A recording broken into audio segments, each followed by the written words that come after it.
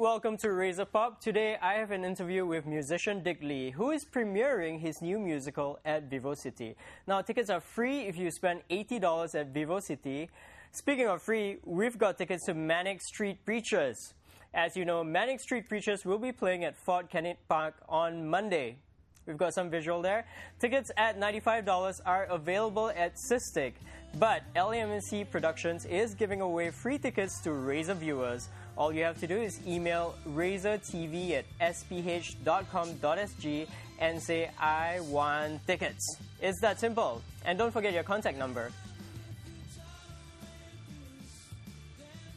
All right, well, on to my interview with Dick Lee. Someone once said that Dick Lee is the most photographed person in Singapore after Minister Mentor Lee Kuan Yew. Rigorous mathematical calculations show that the statement is completely untrue.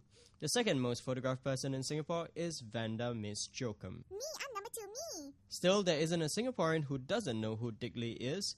Dick started his career in 1871 as a singer, fashion choreographer, musical producer, gourmet chef, odd job labourer, the Pope, and all-round jolly good fella.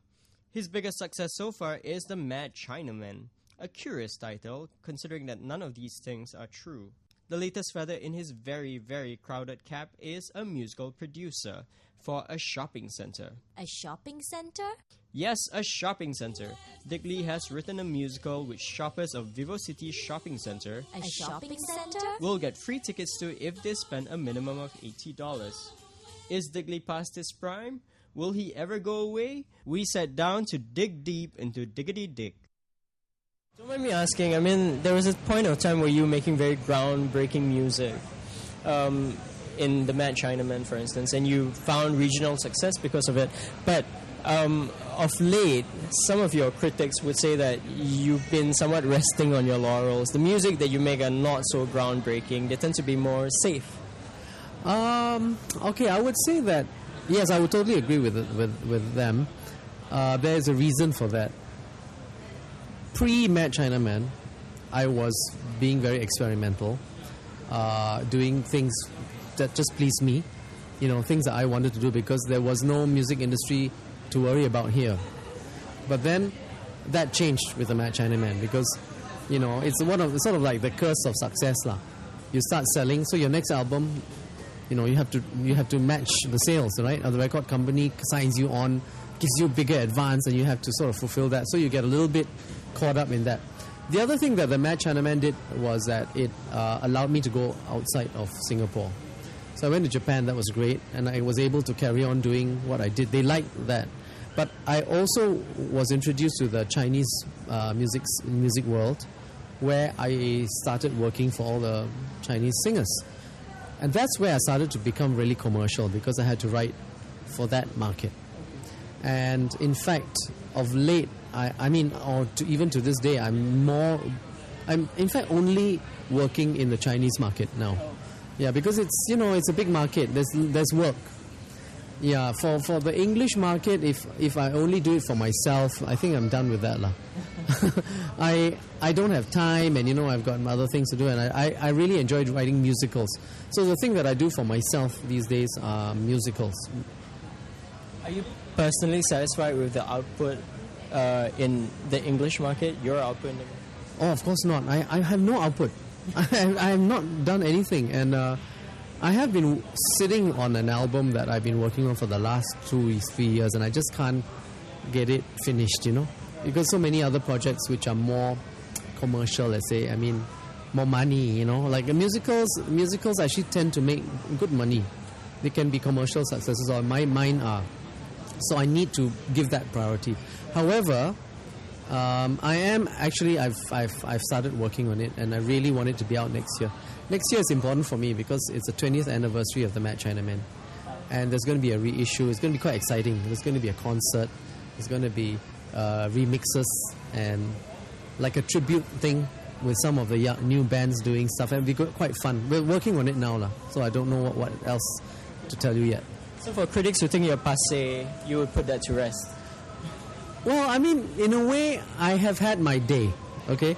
And I I actually don't mind that. I'm quite happy where I am.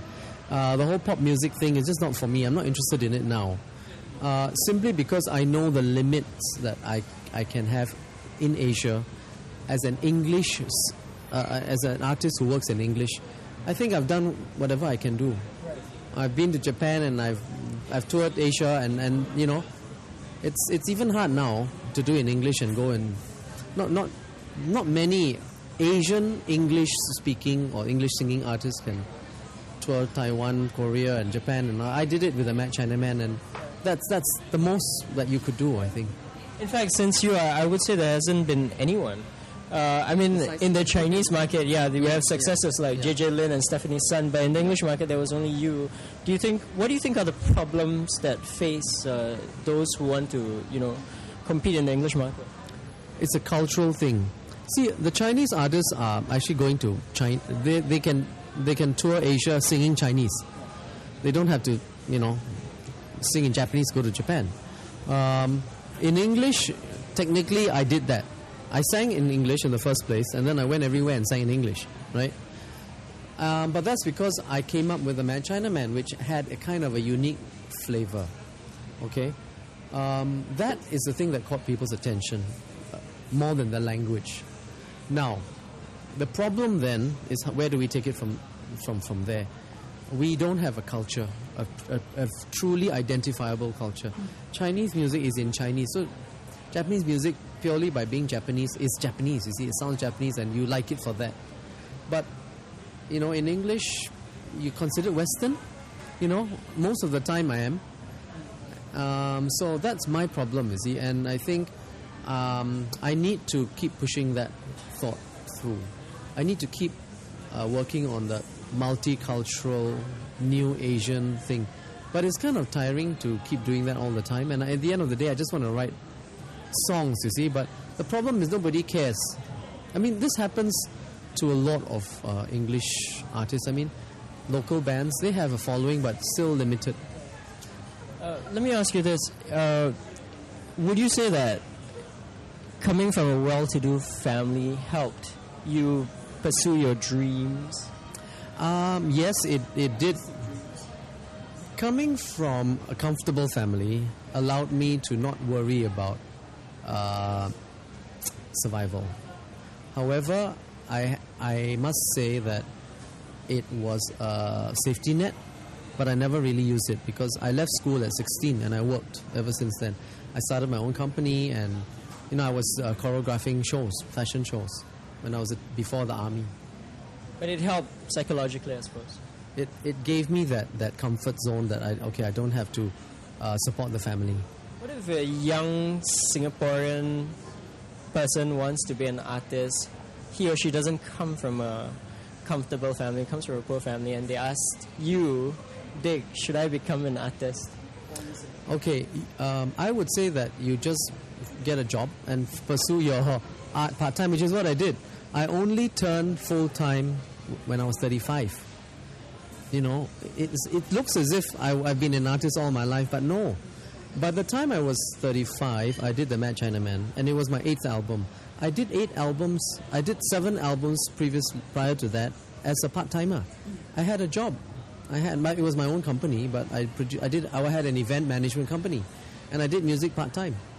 So I think that's the only way to go here, because my only other choice was to play in a pub, and I didn't want to do that. I tried it, but I didn't really enjoy that. How do you keep yourself from burning out? You gotta still find the excitement in every single thing, lah. And then you have to keep, looking for new things to interest me. There's lots of things I still want to do, and then I do try and stay relevant, try and keep in touch with young people,